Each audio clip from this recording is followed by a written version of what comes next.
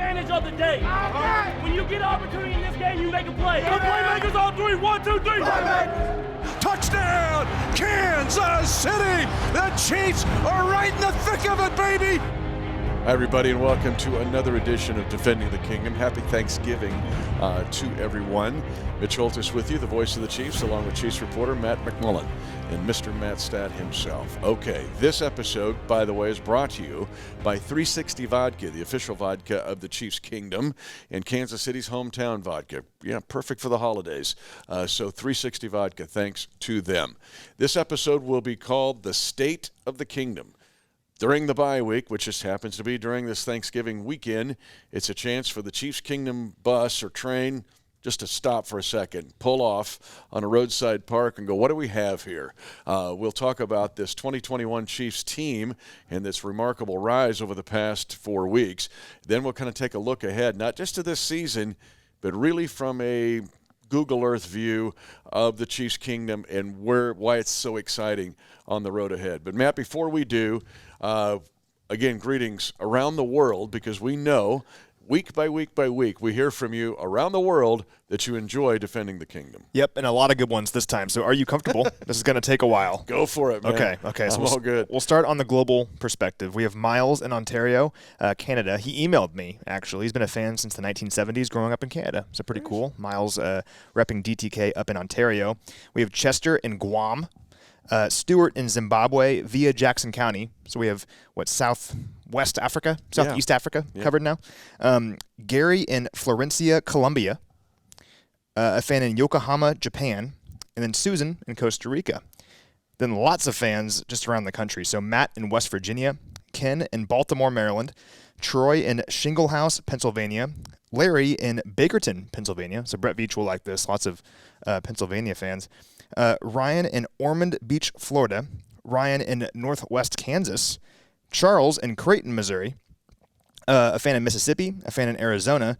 A fan in St. George, Utah. And the happiest man on the planet, Jeremy in Carrollton, Texas, in the DFW area, who was saying on our last episode how it's a difficult time of year being in Cowboys country, being a Chiefs fan. I bet he is pretty happy this week.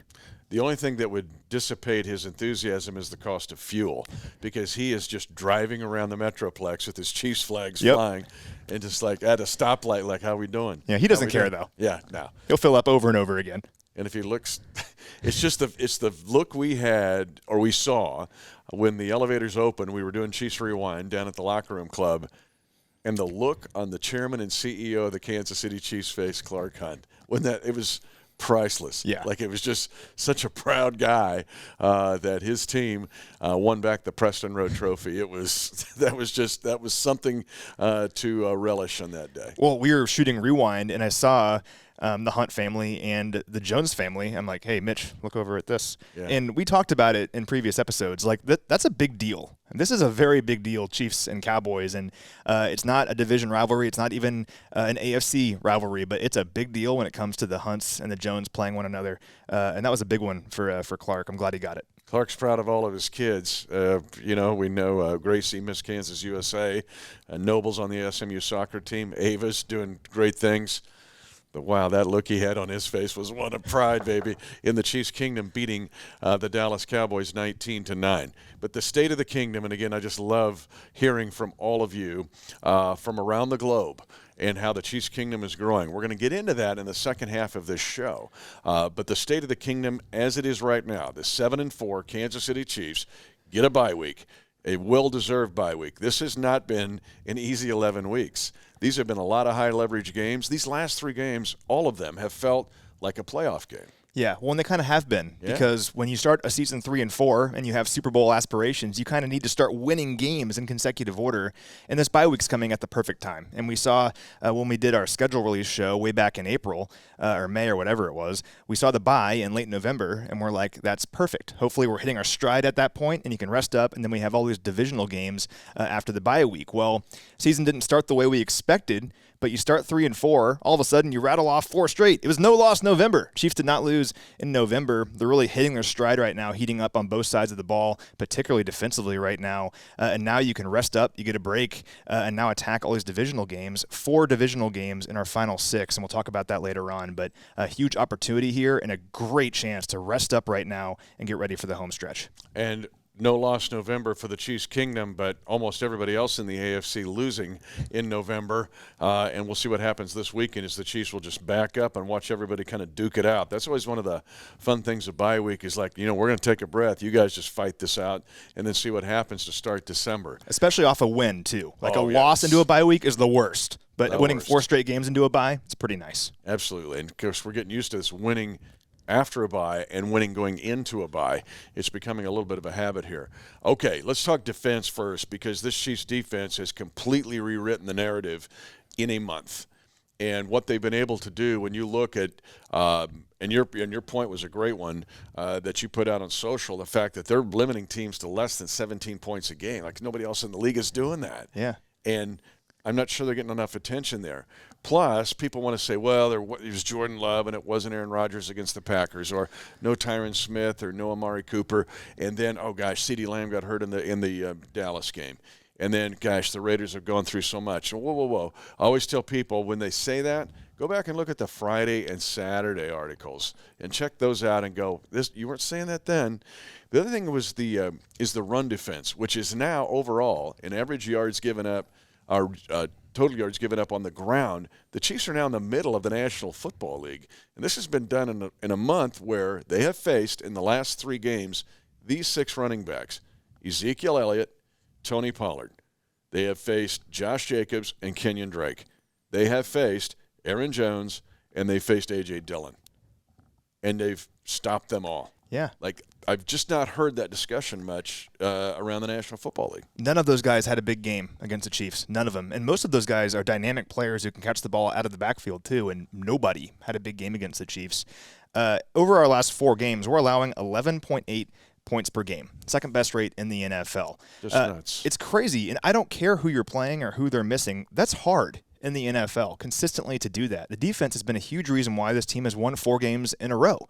They've been fantastic, and we have to look at this and not think about what the early part of the season looked like because, yeah, there were struggles there, but there was growth as well. We saw it in the second half of some games. The Tennessee game, for example, they did not play well in the first half, but shut out the Titans in the second half, and we always talk about we got to find ways to build on that. You don't necessarily want to hear that in the moment, but the guys built on it, and it shows the resiliency of this team. Like, the defense could have packed it in early this season. Like, hey, things aren't going the way we expected. Maybe we're not very good. But they didn't listen to any of that. They said, hey, we know that we can be good. We've done this before. We know we're good football players. We know we believe in this scheme. And look what's happening right now. And sure, yeah, Amari Cooper didn't play for the Cowboys, but that Cowboys offense is the number 1 scoring offense in the NFL. And I'm pretty sure Amari Cooper isn't the only reason they're the number 1 scoring offense in the NFL. If your entire offense unravels, if one guy comes out, you're not very good. So I know this Cowboys offense is good without Amari Cooper. They, on 6 of their 12 possessions, they were held without a first down. For some context, they only had 13 3-and-outs coming into that game. Now they have 19. I mean, the Chiefs' defense was fantastic. Doesn't matter who wasn't playing. You have to look at who was playing, and the Chiefs dominated all 4 of these games defensively. Their pass rush is heating up, 38% pressure rate on Dak Prescott. Last week, we've seen the pass rush heating up over the last several weeks. Guys like Chris Jones, oh my God, what can you say about Chris Jones? Frank Clark's been playing some of the best football of his career lately. Mike Dana, Jaron Reed, different guys getting after the passer. The linebackers are playing well in the secondary. We can have an entire DTK podcast on how good the secondary has been recently because Trevarius Ward and L'Jarius Sneed are making plays. This whole defense is cooking at the perfect time right now. And like I said, you enter the bye now feeling really good defensively, and now you start playing these divisional games, teams that you know, and this defense is getting very excited, I think. Yeah, and you look at Chris Jones' line. I'm not going to pass this up. Chris Jones' line against the Dallas Cowboys for a defensive lineman, I said on Twitter, it was like a triple-double for Steph Curry. And then somebody goes, really, like a quadruple-double? I was like, yeah, it's a quad-double. But when you look at 5 tackles, 3.5 sacks, maybe really 4 in reality. You look at 8 pressures, 3 quarterback hits, a forced fumble, and a fumble recovery. You'll go 20 years and not see that in a line for a defensive lineman. I'm just not going to let it pass. It's something you may not see in a generation. It was the late Derek Thomas. It was Buck Buchanan. You see Aaron Donald do it. But Chris Jones did something that is very, very rare. In a pass defense that led to the interception that L'Jarius Sneed had that sealed the game. I mean, he dominated the game in every single way throughout that matchup. It was awesome. And the Cowboys, you could tell early on that the Cowboys were forced to earn every single yard that they got. Like, the Cowboys offense, even when they moved the ball, it didn't look easy. Like, the Chiefs defense was making it hard on them throughout. Like, nothing was seamless. Nothing was on time. It was constantly like maybe Dak would make a great throw on the run or something and they'd get a first down out of it. But it didn't look like it was something they could do over and over again because it looked hard. And that's the kind of defense you want this defense to be playing here in Kansas City. And yes, the offense was a little bit off at times. I think negative plays are more the cause behind that. I think they were still moving the ball pretty effectively when they were on schedule. But the offense doesn't need to score 30 points if the defense is playing like that. And the offense knows that. They're not going to be pressing. And it's just a beautiful thing. And to be playing their best football right now at this time of year, that's what you want. Love that, Coach Reed. It's a beautiful thing. So was the fact, and I talked with Coach Reed about this, with Chris Jones beat the left guard twice, once with a bull rush, once with a swim move. He beats the right tackle, Collins. He beats him with a rip move. Then he beats Zach Martin with a bull rush. I mean, he beat the left guard twice, the right guard, the right tackle. Like, who else is up here? We'll put me over the center. I'll play nose tackle and go after Biadish. But the point is here, it was a phenomenal performance. Now, before I get to the offense on our episode here of the State of the Kingdom, I'm going to get into special teams because it is so easily taken for granted. We are fast approaching what the Kansas City Chiefs did on special teams from 2013 to 2018. And hear us out here. Byron Pringle now is third in the National Football League in kickoff returns. Two very powerful returns in the game in the victory of the Dallas Cowboys. Weren't touchdowns, but they were powerful returns and changed the complexion, grid of the field. You look at a partially blocked punt by Pringle in this 4-game span. You look at what Tommy Townsend has done. Still not enough points to get into the statistics to qualify. But when you get 4 punts at the 15 or inside against Green Bay and net 56.5 yards a punt and get 4 inside the 15, you'll go 20 years and maybe not see that again. You look at a muff punt recovery. You look at a 450-plus yard field goals made by Butker. That ties a Kansas City Chiefs single-season record, and we're in 11 games. We got 6 to go in the regular season. You just keep going down on all 4 phases of the specialty. Kickoff coverage right now, the Chiefs are number 1 in the NFL. Punt coverage, they're number 2. So what we're seeing now is what we saw for years with the Chiefs, with Dave Toub dominating and winning games with special teams. I keep waiting to see him walking around with sunglasses on inside or something. Like, I'm feeling really cool, you know? How about that the Harrison Butker punt last week against Dallas? The pooch punt. The pooch punt. Yeah. Those are powerful plays. Yeah. That change games. Yeah. And when you get all 3 light bulbs lit, and this special teams unit now for the past 4 weeks, that is easily overlooked. And it's all 4 phases. It's not just kickoff returns. You might say, hey, well, punt returns are lagging behind a bit. Okay, we might give you that. But everything else, come on. And then offensively, people go, gosh, it's just not the same old Chiefs. Well, wait a minute. When you look at it from a statistical standpoint, there's a lot here that meets the eye or is being glossed over here. Because offensively, there's some spectacular numbers here to look at in this bye week. There are, and I have 2 quick thoughts here because I have one more tag on special teams I just thought of. And this is an obvious football point, but special teams, offense and defense, are supposed to all work together cohesively, right? And we don't always see that all the time across the NFL because it's hard. Well, right now, all 3 are working together. So if the offense needs to punt, they're not pressing. They're not concerned about that. They're like, all right, we're going to flip the field. And the defense, which is playing as well as it is right now, they're going to get a stop and get us the ball back. We have that confidence. And that confidence was apparent throughout the Dallas game, and it's been clear really throughout this winning streak. Also, if the defense is playing like this, if special teams can pin the opposing offense deep in their own territory consistently, I mean, how difficult is it for them to move the ball? I mean, if they're, like Dallas, for example, struggling to even get past midfield, and they're starting inside their own 20, inside their own 15 over and over and over again, it's just very difficult. We haven't been giving teams short fields really at all during this winning streak, and that's been a huge reason behind that. Now, offensively, I mentioned the negative plays. some things that happened against Dallas aren't going to happen moving forward, I don't think. Things like a holding call and then an unsportsmanlike conduct call are right afterward. Like, those things are just kind of in a vacuum. They just happen. You learn from it, you move on. Those were the things that killed drives for the Chiefs against the Cowboys. Like, they were moving the ball for the most part when they were on schedule. It was all of a sudden, if they were in 2nd and 30, it's very difficult for a drive to continue. So I think we saw some good things, actually, offensively from the Chiefs in that game. The 16-point explosion early on was awesome to see, scoring on each of their first 3 drives.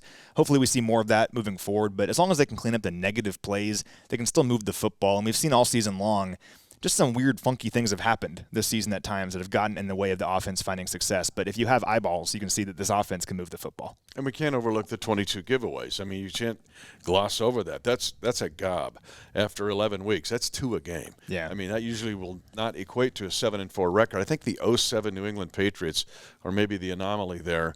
But for the Chiefs, again, if you just correct that by half, you'll see a lot more production there offensively. But let's just get into some of these other numbers here. I'm going to bring these up. Let's just take them one by one. We'll get to Patrick in a second. But Tyreek Hill, when you look, second right now in receiving receptions, but he's 5th in yards, but he's 1st in 3rd down receptions, and he's also 1st in 3rd down receptions for first downs. It's still a high-volume season for Tyreek Hill. It's just he's not getting them in 75-yard bursts. But he's doing everything else, and you can argue, and I was talking with Coach Reed about this too earlier, you can argue right now, who's better? Who's better? Is that Cooper Kupp, Jefferson maybe in Minnesota, or maybe not? Right now, Tyreek Hill just might be the best receiver in the National Football League. I think he is, and I think we've seen him change and adapt his game to be what this offense needs him to be. And all of a sudden, if defenses are going to take away the deep ball, if they're going to put all their eggs in that basket where they're playing 2 deep safeties and you're not going to beat us over the top, all of a sudden Tyreek is like, okay, I'm going to find a different way to beat you then. I'm going to run these quick slants, these quick outs. I'm going to find ways to get open for my quarterback, and he's done that all year long and proven to be just as dangerous doing that because, that guy, when he has the ball in his hands, is the most electric player in all of football. And you can see here how many catches he's had this season. I think he's at like 84 grabs, right? I think 87 is his career high. And we have 6 games to go. So he's going to shatter his career marks in terms of receptions. He's less than 100 yards away from 1,000 yards already on the season. And I think he's like 3rd in the NFL in receiving touchdowns. He's been awesome this season. And because we haven't had a ton of like 50-yard touchdowns, I think some people nationally don't look at the Chiefs offense as being as explosive. But Travis Kelce quietly having a very strong year as well, and Tyreek doing what he's been doing this year.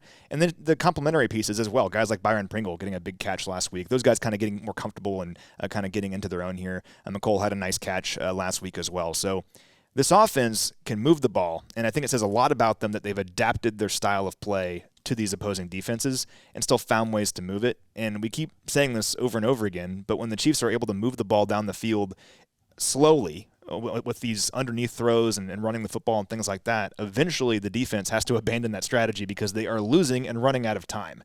And then the big shots will come. So I think we'll see that as the season continues. And Kelce, are you kidding me? We've talked about his last 5 years being unprecedented in the National Football League. People, not even close, honestly. But now this year you're going, well, how's he doing? He has 11 more receptions at the next closest tight end.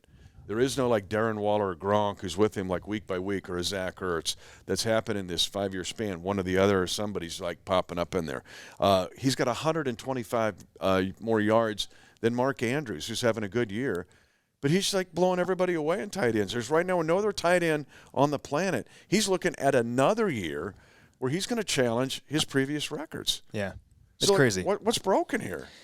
Nothing. I mean, what it is expectations and the standard that the Chiefs have set here. But we said this in Field Pass before the game. Not every season is going to be a 14-2 season, but that doesn't mean that it can't be a great season. And yeah, the Chiefs got off to a slow start, like I mentioned earlier, and maybe there aren't the big highlight reel plays, or we're not beating teams by 21. But if you can just put some wins together, if you can feel like you get your mojo back, like we've seen over the last few weeks, it doesn't matter how you started. What matters is how you finish. And the Chiefs right now are eyeing a pretty exciting finish here. In passing, Patrick Mahomes, gosh, he's having a down year. Is he? He's got 25 touchdown passes. Only Tom Brady has more by 2, I think. And the interception, wasn't on him the other day. Really, that's 11. He says it was on him. It was behind him. But come on, Kels. I think Kels would say I should have had that one. But the point is Is he really off here? Now, completion percentage is down. He's 20th in the league. But if you look at volume in passing yards, completions, touchdowns, touchdown-interception ratio, he's right there. Yeah. He's still right there. Yeah, he leads the league in passing yards right now. Yeah. He leads the NFL in completions. I mean, he's fine. The turnovers are not like egregious. Like, you're not thinking like, wow, what was he thinking there? Yeah, it's things that are just going to happen when you're playing a football game. He's had a few of those, but not in this 4-game winning streak. No. Yeah. I mean, it's and for the most part this season, like, it's been balls that have bounced off guys' hands. And again, that's going to happen sometimes. And the reason he's such a great leader is he takes responsibility for it. He doesn't point any fingers or blame anyone. He just wears it. But he knows, if I keep firing, we're going to be okay. And that's the most important thing, I think, throughout the early struggles this year, is that the team didn't lose their confidence or their belief in one another. That's what you worry about when teams struggle, and that you see that most of the time in team sports. When teams struggle, all of a sudden fingers get pointed, and they struggle more, and the season falls apart, right? Well, that did not happen with the Chiefs. They believed in one another, they fought for one another, and they knew if they just kept together, they would figure it out, and they have. Enter Andy Reid.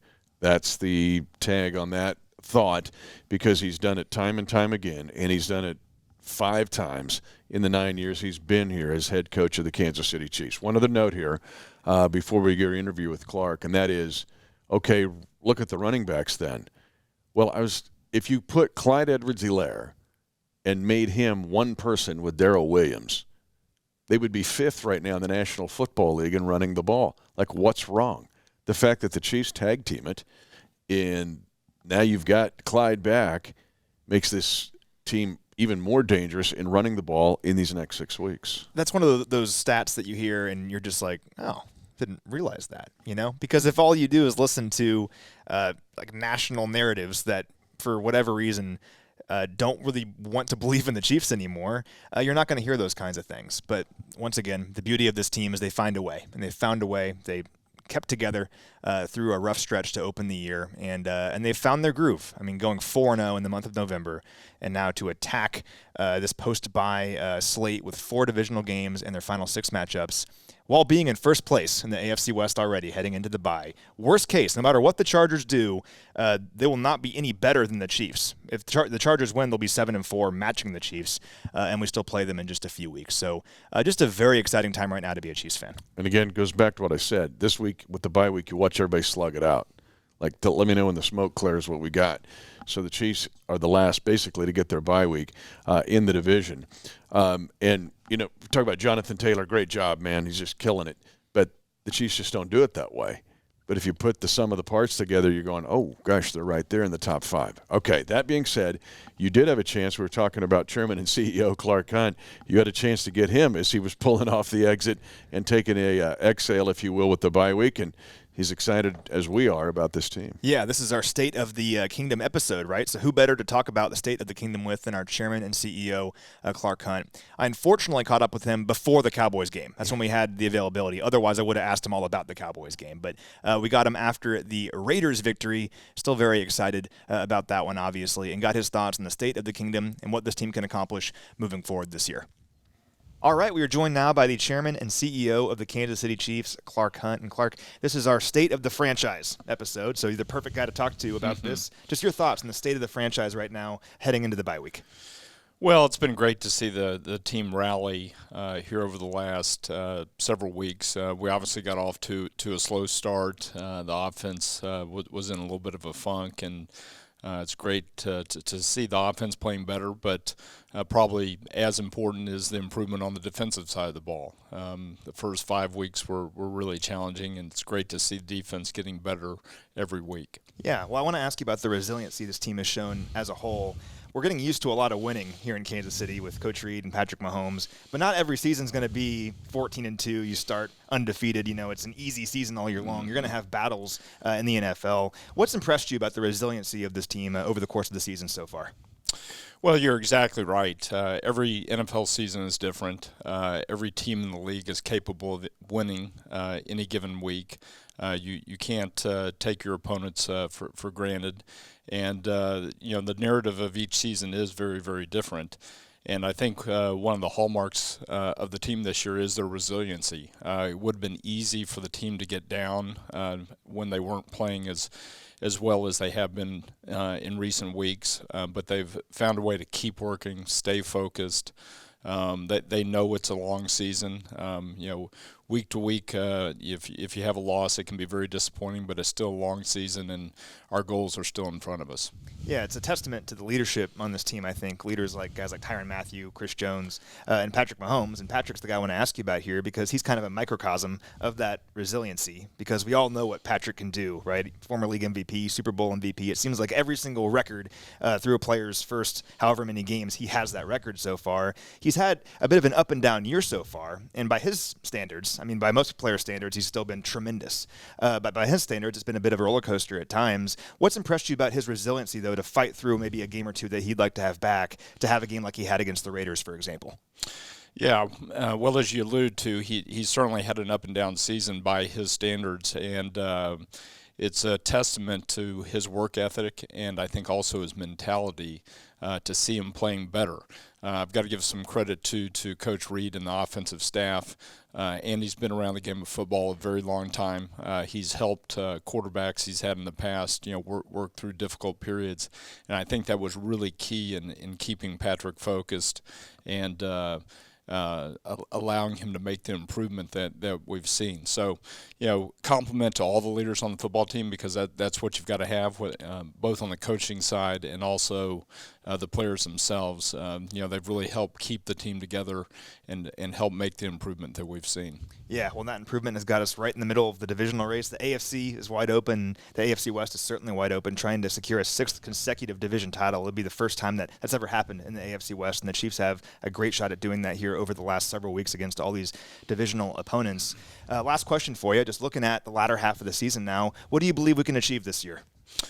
Well, you mentioned the AFC West, and when we were struggling early on, one of the amazing things was how close we were to still being in first place. We were in last place for quite a few weeks, but we weren't that far out of first place. And I think that's the way the division's going to go the rest of the year. We have a lot of division games over the last 6 or so weeks of the season, and those are incredibly important. The NFL schedules every team to play against their division opponents late in the year, and I think it's one of the most attractive things about the scheduling overall, and we're going to have that opportunity. So I think winning the division is very much in reach. We'll have to play well and get better each week. And then once we're in the playoffs, I think we've seen what this team can do, and certainly the goal is to get back to the Super Bowl. Yeah, well, I think we have as good a shot as anybody. Clark, I think I speak for all of Chiefs Kingdom here when we appreciate everything that you've done for this franchise to make it what it is today, and something that we're all very proud of. So thank you for that, and thanks for your time here today. Absolutely. Great to be on with you. All right, awesome stuff there from Clark Hunt. I meant what I said there. I mean, as a lifelong Chiefs fan, and you can see other ownership groups around the league and see how other teams operate, it just makes me feel very fortunate that we have the ownership and the leadership that we do, because the success that we've been having over the last 10 years here in Kansas City is a direct result of his desire to win, his desire to bring the city a winner, and we just see it each and every year. And that resolve that we've talked about throughout this episode, it starts with him. Amen and amen. It's Thanksgiving weekend, and we give thanks for the Hunt family in being the leadership family and owners of this franchise. Okay, I know you want Travis Kelce helping you during the holidays and even beyond do your laundry. You have that chance. What a pivot. I kid you not. I just kid you not. Here we go. Chiefs Kingdom is turning to cold water washing with Tide, okay? And we're calling on you to do the same. You'll save money on energy bills.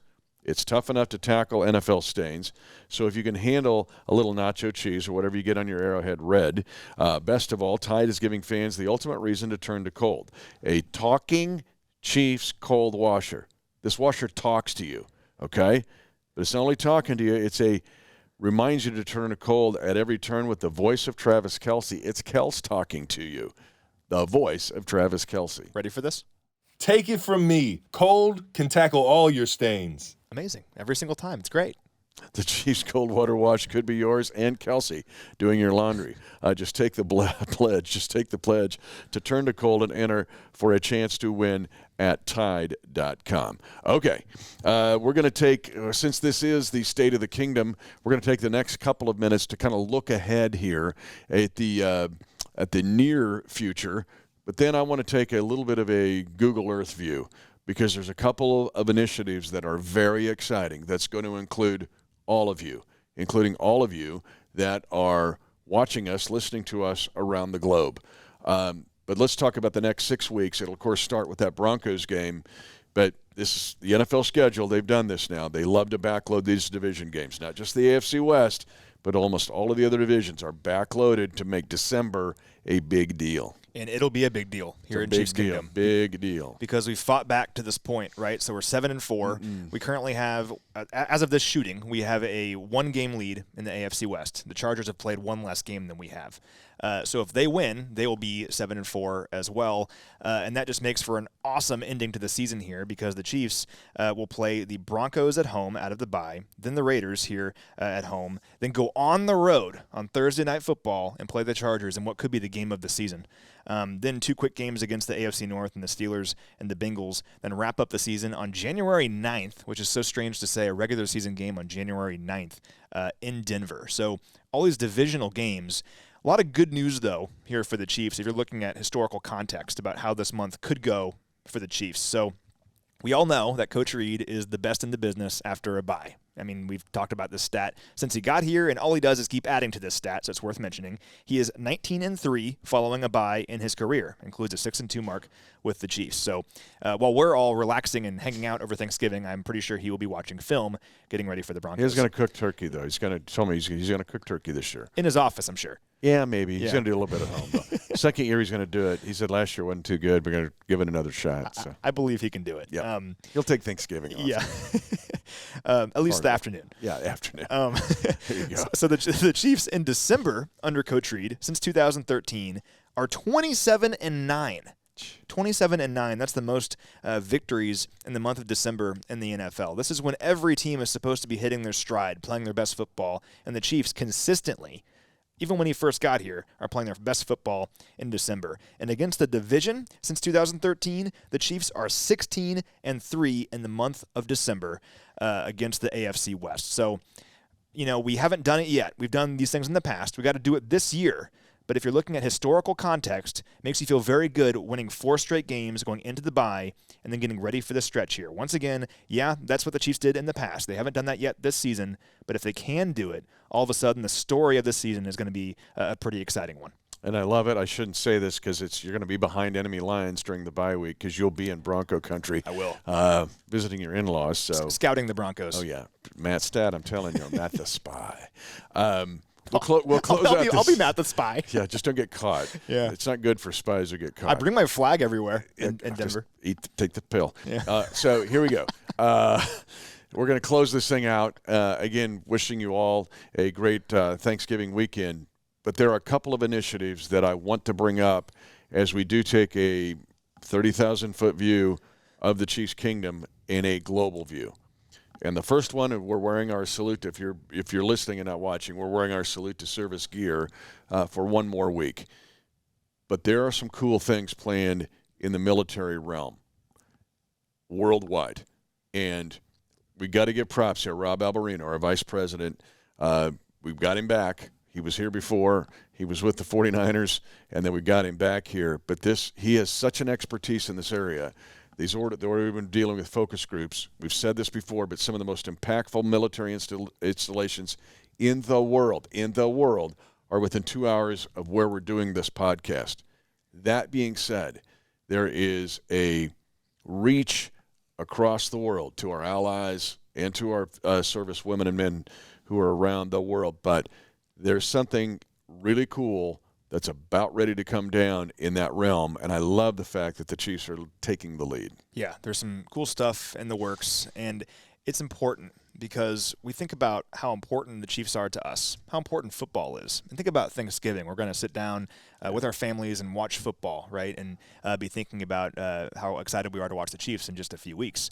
But if it wasn't for those that protect our freedoms and put their lives on the line and make the ultimate sacrifice for people that they've never met, we wouldn't get a chance to do that. And it's important to always remember those that, once again, we'll never meet most of them, but they go and put their lives on hold. They leave their families for 6 months to a year at a time, and they put their life on the line, and many of them lose their lives, making sure that we can live a peaceful and harmonious life without conflict and war and terror. And it's just something that's very important to all of us. And if we could wear the Salute to Service stuff every week, we would. I would. I definitely would, and I know you would too.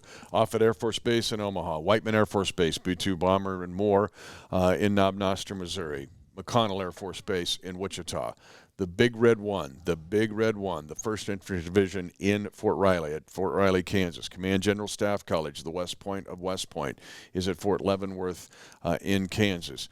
Our allies are involved there as well. You look at Fort Leonard Wood, Missouri. And the Coast Guard Pay Center is in Topeka, Kansas. It's amazing. It's so cool. And we're not leaving the Navy out here either. We got Navy Reserve around here. We just don't have an ocean, or we don't have aircraft carriers or destroyers. But all of the branches represented in the Chiefs Kingdom in a big way. Now, the other big initiative is going to be an international initiative. I'm telling you, details are coming on this, but we read names every week. We've been on every continent, right, except Antarctica. We haven't. Still waiting on that one. Still waiting on Antarctica. If you know somebody that watches or listens to Defending the Kingdom in Antarctica, let's go. We want to hear from it. We joke about it. We kind of chuckle, but we're serious about this. The Kansas City Chiefs, their brand has grown exponentially on a worldwide basis. You think about the English Premier League. I'm a fan of Arsenal. Is it the color scheme, red and gold? Probably. But the point is, there is a worldwide appeal to the National Football League that is growing, really growing. And that appeal with the Kansas City Chiefs is growing even at a faster pace. We'll just leave it at this.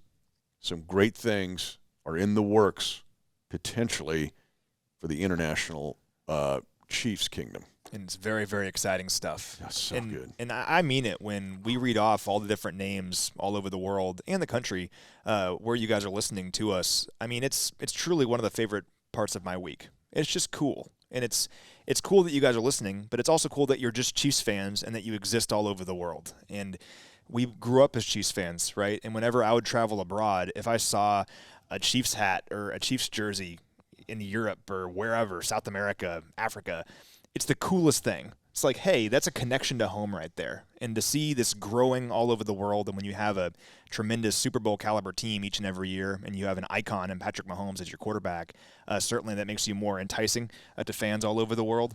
And it's just a very exciting thing, because if you're listening in the Philippines or Malaysia or in Guam or China or wherever you are, you're going to raise your kids as Chiefs fans, and they'll raise their kids as Chiefs fans, and their friends will become Chiefs fans because the Chiefs are really good, and all of a sudden the Chiefs are all over the world, and it's just a very, very cool, exciting time to be a member of the Chiefs Kingdom. We've also discovered through this podcast that Eastern Europe is a big Chiefs Kingdom. It's the Mecca country, yeah.